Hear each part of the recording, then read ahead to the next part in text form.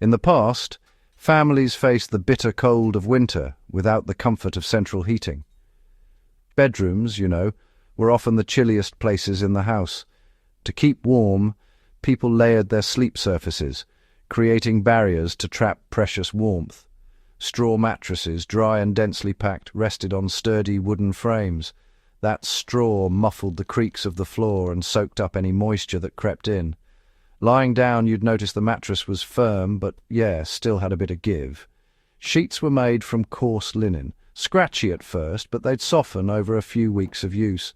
Heavy wool blankets pressed their warmth close to the body, and each layer you added meant just a bit more insulation from the cold. Feather beds, well, those were considered a real luxury. They brought extra loft and a softness you didn't find with straw alone. The feathers would shift every time you moved, filling the quiet of the room with a gentle rustling sound. Placing a feather bed on top of straw made it even better at keeping in the heat. For families who couldn't afford feathers, the answer was simple: just pile on more wool blankets. Stacking those heavy blankets did help trap the warmth, but honestly, it could make moving about in bed a bit of a struggle. Where you put the bed mattered quite a bit. If you could, you'd place it close to the hearth for a bit of extra heat and keep it well away from windows to avoid those nasty drafts.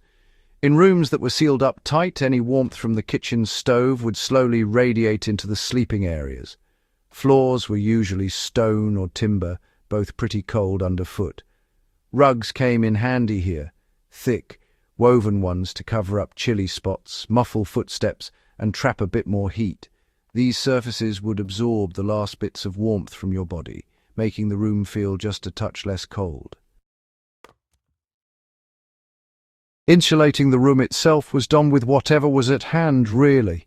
People hung tapestries or big pieces of cloth on the walls, and heavy curtains were used to block out drafts from windows. Doors got fitted with wooden thresholds and wedges to keep the cold out, and any little crack was stuffed with cloth or straw. During the day, sunlight would warm the room a bit, especially if you had dark floorboards or walls to soak it up. Even the smallest bit of extra warmth made a difference. Folks learned to position their furniture carefully, using it to shield beds from the worst of the cold air. Clothing was, absolutely critical. Sleepwear was layered. Woolen shirts, drawers, and socks created these micro layers of warmth. Each garment clung lightly, pressing heat back to the body. Caps were worn indoors, especially for children. They prevented heat loss from the head. Bed socks and mittens were sometimes used as well. Heating accessories, well, they really enhanced comfort. Foot warmers were ceramic or metal boxes filled with hot coals. They rested at the foot of the bed. The metal warmed slowly, radiating heat through blankets. Hot water bottles filled with heated water performed a similar function. Families placed them inside blankets to pre-warm the bed. Daily habits preserved heat.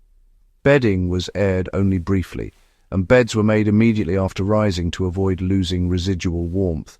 Nightly routines included closing doors and windows tightly. Kitchens were kept simmering with fires during the winter months to provide ambient heat. Every small action, honestly, contributed to thermal stability in the home. Structural elements reinforced warmth. Ceilings were low to reduce air volume, and windows were small, often with shutters. Floors were raised off the ground to prevent cold rising, and rooms had minimal drafts. These elements worked together, to maintain a warmer microclimate around sleeping areas. Wood floors, stone walls, and compact layouts were intentional, not accidental. Application to modern survival is straightforward. Layer bedding and insulate sleeping areas. Use thick blankets or quilts. Place beds away from windows and near heat sources. Heavy curtains and rugs reduce heat loss. Warm clothing, hats and socks at night improve retention. Hot water bottles or heated pads, well, they replicate historical foot warmers. Winter survival relies on layering, insulation, and strategic heat placement. Every detail matters. Observe how historical families maximize comfort without modern heating and adapt these methods to your own home during power outages or cold snaps. Subscribe and share if you value practical historical strategies. Remember, warmth comes from preparation, structure, and layering.